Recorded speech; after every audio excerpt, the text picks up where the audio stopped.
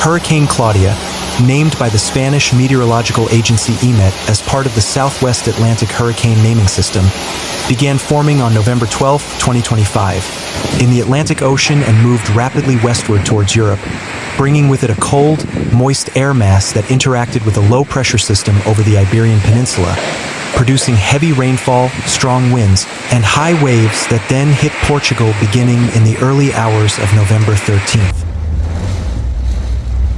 In less than 24 hours, Hurricane Claudia triggered more than 1,000 emergency incidents across the country, including flash floods, fallen trees, landslides, and widespread power outages, particularly in the Lisbon, Setúbal, and Madeira Islands regions. Rainfall reached between 50 and 150 millimeters in a single day, and wind speeds exceeded 130 kilometers per hour in some coastal areas. In the Setúbal region, specifically in the town of Setúbal, a heartbreaking tragedy occurred when an elderly couple was found dead in their flooded home. Initial reports from local media and rescue teams indicated that the couple were likely trapped by the rapidly rising waters and did not have time to escape. Their deaths served as a stark symbol of the swift and devastating impact of Hurricane Claudia on communities living in low-lying and flood-prone areas. In Lisbon, the capital, flooding paralyzed much of the public transportation system, including the temporary closure of several metro stations due to the risk of short circuits and damage to the electrical system. Floodwaters also covered major roads, causing severe traffic jams. The city government issued warnings to residents to stay home and avoid non-essential travel, while rescue teams were deployed to critical locations to assist in the evacuation of residents, especially the elderly and children living in affected areas. In the Madeira Islands, Hurricane Claudia caused heavy rains that triggered landslides on hillsides, cutting off roads and threatening homes built on cliff edges. Local authorities activated emergency protocols and evacuated several families to temporary shelters. Madeira's international airport temporarily suspended some flights due to strong winds and low visibility. Beyond the physical impacts, Hurricane Claudia also raised concerns about indoor air quality.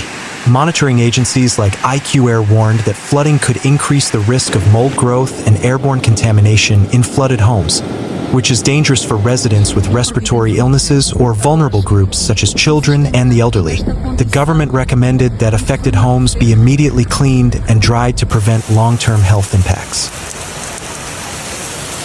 Systemically, Hurricane Claudia exposed the vulnerability of Portugal's infrastructure to extreme weather. Although the country had an early warning system and emergency protocols, the intensity and speed of the storm left many regions unprepared for its impact. Inadequate drainage, development in flood-prone areas, and a lack of public education about evacuations exacerbated the situation. National and regional governments are now faced with the significant challenge of strengthening climate resilience systems and repairing damaged infrastructure. Meteorologically, Hurricane Claudia formed from a combination of a low-pressure system developing in the eastern Atlantic Ocean and a moist air mass moving towards southwest Europe, where warmer-than-average sea surface temperatures provided additional energy for convective cloud formation and strengthened the storm system.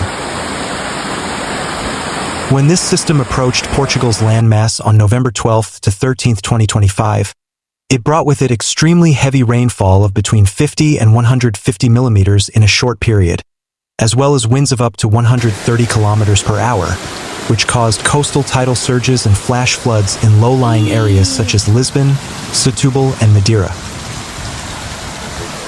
The soil in Portugal, already saturated by previous rains, was unable to absorb the additional water from Hurricane Claudia, causing surface water to overflow into roads, rivers, and drainage channels, precipitating flash floods and widespread inundation. Furthermore, the sharp difference in atmospheric pressure between the storm center and surrounding areas created strong winds that knocked down trees, damaged power lines, and disrupted both land and air transportation.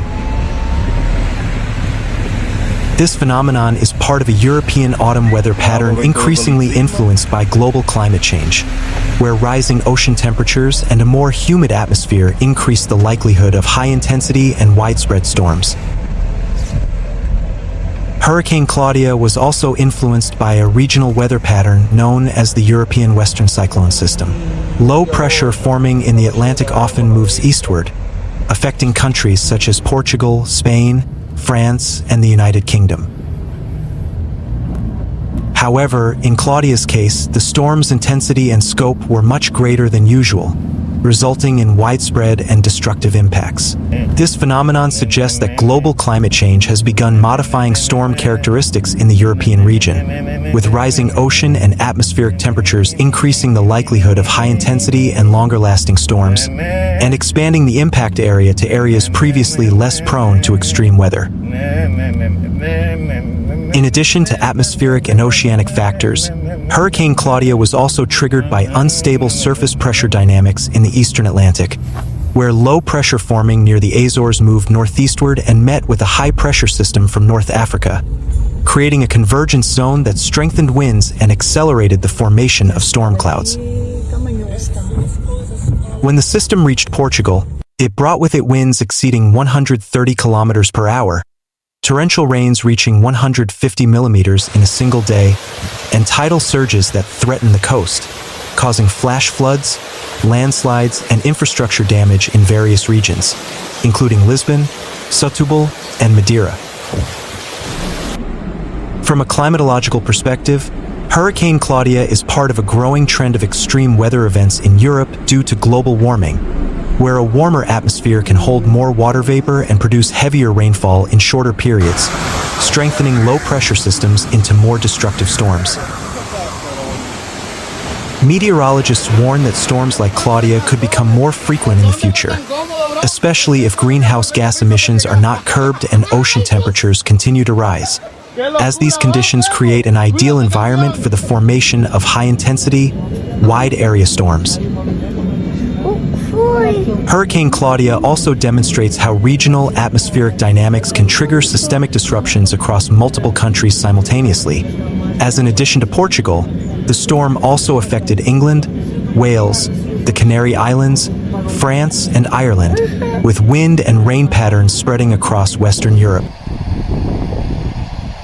Forecasters warn that storms like Claudia could become more frequent in the future, especially if global warming trends are not curbed, as a warmer atmosphere can hold more water vapor and produce heavier rainfall in a shorter period of time, as well as strengthen low-pressure systems into more destructive storms.